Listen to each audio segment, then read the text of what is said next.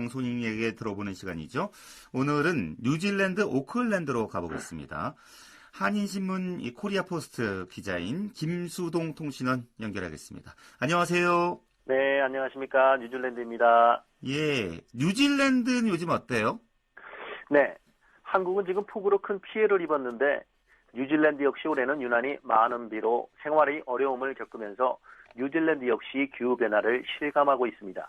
현재 뉴질랜드는 겨울이 한가운데인데요. 예. 제가 거주하고 있는 북섬 오클랜드는 현재 하루 평균 7도에서 13도 정도의 기온입니다. 남섬의 경우는 영하권의 날씨입니다.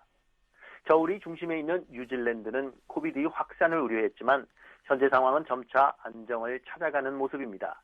하지만 아직까지 하루 평균 5천여 명의 확진자와 10여 명의 사망자가 나오고 있는 상황입니다. 예. 차가운 겨울 날씨만큼 뉴질랜드 경제도 점점 힘들어지고 있는 상황입니다.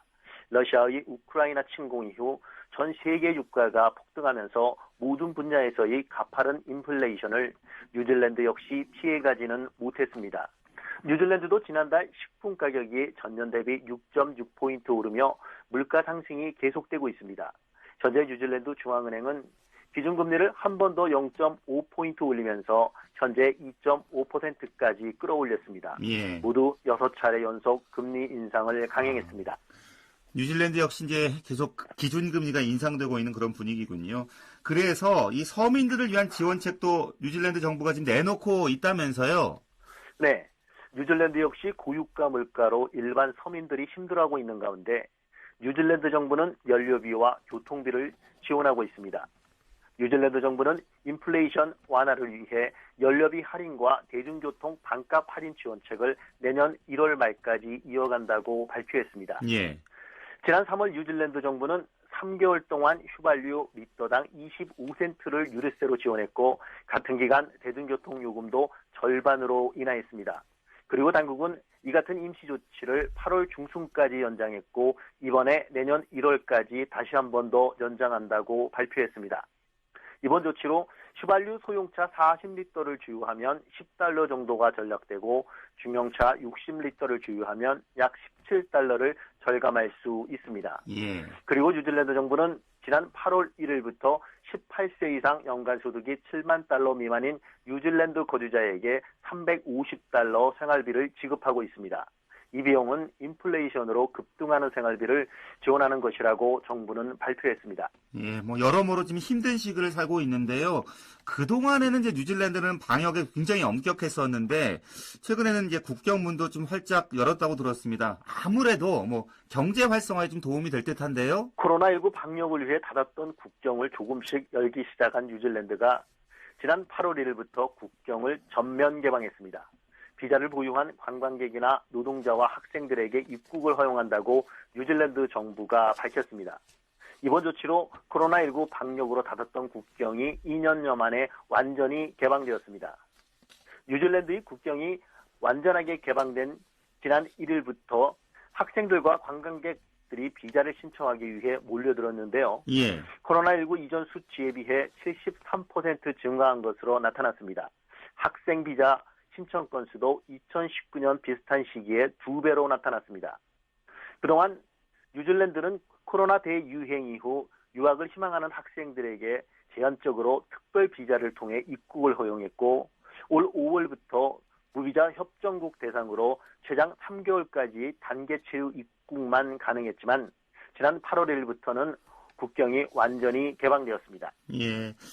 자, 다음 소식은 참전용사 가족들과 함께한 만찬 소식이 있군요. 네. 한국과 뉴질랜드 수교 60주년과 한국전쟁 전쟁협정 69주년을 맞아 뉴질랜드 한국전 참전용사들과 그 가족들을 위한 감사 행사가 지난 7월 28일 오클랜드 파넬 로즈파크 호텔에서 주 오클랜드 분관 주최로 열렸습니다. 예. 이번 행사에 참전용사 가족 40여 명이 참석했으며 뉴질랜드 보훈장관도 참석했습니다.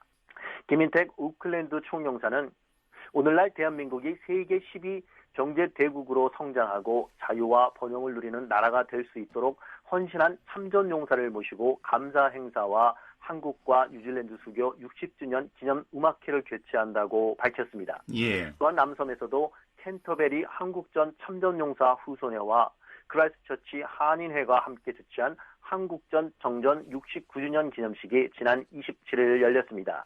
이번 행사에도 6명의 참전용사와 16명의 참전용사 가족이 함께 참석했습니다. 예, 뭐 여러 의미 있는 행사들이 열렸는데 사실은 대한민국에 오늘이 있기까지는 그 참전용사들 덕분이라고도 할 수 있잖아요. 그래서 우리가 꼭 기억을 해야 될 것 같고 감사한 마음도 갖고 있어야 될 것 같습니다. 그런가 하면 현지에서 태권도 대회가 열렸나요?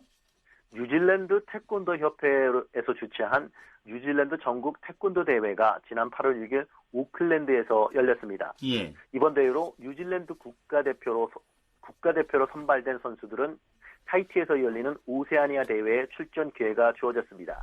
이번 대회는 유급자 학생들까지 포함해서 총 400명 이상의 참가자가 참가해 뉴질랜드 태권도인들의 축제로 자리 잡고 있습니다. 예.